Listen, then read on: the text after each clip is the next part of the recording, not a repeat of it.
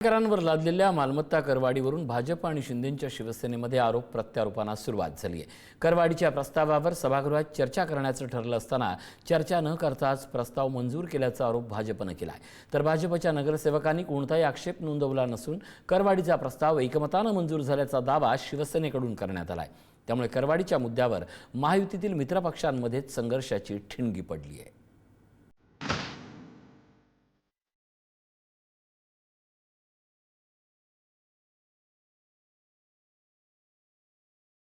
ठाणे महापालिकेची आर्थिक परिस्थिती सुधारण्यासाठी मालमत्ता करात वाढ करण्याचा निर्णय घेण्यात आलाय। मात्र या करवाढीवरून आता महायुतीतील भाजप आणि शिवसेना आमने सामने आली। एकीकडे करवाढीला विरोध करत आधी थकबाकी वसूल करण्याची मागणी भाजपाने केली आहे, तर दुसरीकडे प्रस्ताव एकमताने मंजूर झाल्याचं शिवसेनेकडून सांगण्यात आलं आहे। डबघाईला आलेल्या ठाणे महापालिकेला आर्थिक स्थैर्य मिळावं यासाठी प्रशासनाने मालमत्ता करात वाढ करण्याचा प्रस्ताव आणला। या प्रस्तावाला महापालिका सभागृहात मंजुरीही मिळाली। मात्र या मंजुरीवरून भाजप आणि शिवसेनेमध्ये पुन्हा एकदा संघर्ष निर्माण झाला। निवासी मालमत्तांवर 12% आणि वाणिज्य मालमत्तांवर 20% करवाढीला भाजपाच्या 28 नगरसेवकांनी विरोध केला। नागरिकांवर नव्याने करवाढ लादण्यापूर्वी महापालिकेची प्रलंबित थकबाकी वसूल करा अशी मागणी भाजपाने केली आहे। या करवाढीचा प्रस्ताव सभागृहात अपेक्षित चर्चेविना मंजूर करण्यात आल्याचा आक्षेप भाजपाने घेतला। उपमहापौर कृष्णा पाटील आणि भाजपाचे गटनेते मुकेश मोकाशी यांनी महापालिका आयुक्तांसह संबंधित अधिकाऱ्यांना पत्र देऊन करवाढीला स्पष्ट विरोध नोंदवला। या पत्रावर भाजपाच्या एकूण 28 नगरसेवकांच्या स्वाक्षऱ्या आहेत। महापालिकेच्या विविध विभागांकडे मोठ्या प्रमाणात थकबाकी प्रलंबित असल्याचा दावा भाजपाने केला।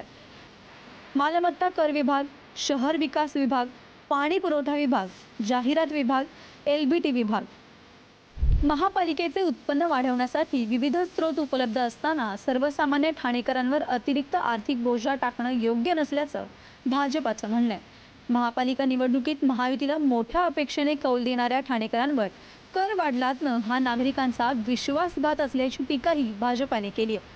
करवाढीचा ठराव रद्द करण्यासाठी मुख्यमंत्री देवेंद्र फडणवीस यांच्याकडे मागणी करण्यात येणार असल्याचं उपमहापौर कृष्णा पाटील आणि गटनेते मुकेश मोकाशी यांनी स्पष्ट केलं। भारतीय जनता पार्टी आणि शिवसेना महायुती म्हणून लढून आलेलो आहोत। महायुतीचं सरकार आज स्थापन झालेलं आहे। पहिल्या 2-3 महासभेमध्ये त्यांनी जो चुकीचं वागणूक केलं तर त्याला आम्ही जाब विचारला। त्यानंतर गेल्या 2 महासभा ह्या सुरळीत पार पडल्या।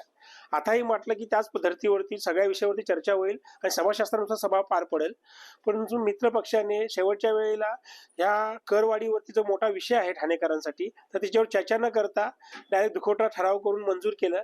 ह्याचा आम्ही निषेध करत आहे आणि हे फार चुकीची वागणूक त्यांनी दिलेली आहे। बरं, आतापर्यंत जी थकबाकी जी आहे ती थकबाकी ही शेकडो करोडमध्ये आहे।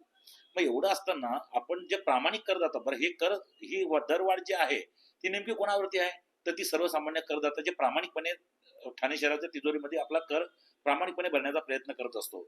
मग त्याच्यामध्ये तुम्ही पण आहेत आणि आम्ही पण आहोत। मग असं असताना ज्यावेळेस आपल्याला फक्त उद्दिष्टच फक्त 105 करोडचं आहे आणि हजारो करोडची थकबाकी जर आपली जर आहे तर आपण मूळ उद्दिष्ट आपण पुढे ठेवलं पाहिजे।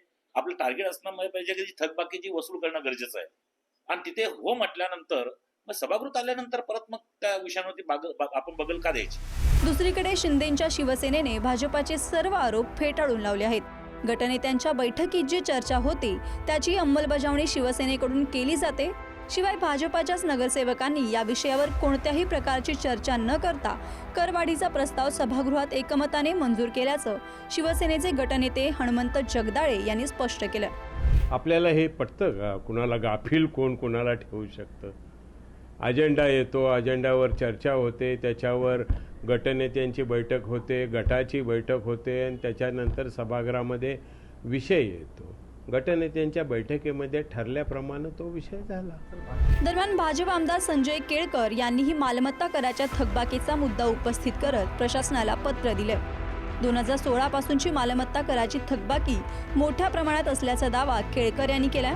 एकीकडे महापालिका आर्थिक परिस्थिती खराब असल्याचं सांगते आणि दुसरीकडे वसूल होणारी थकबाकी वसूल करत नाही असा सवाल त्यांनी उपस्थित केला।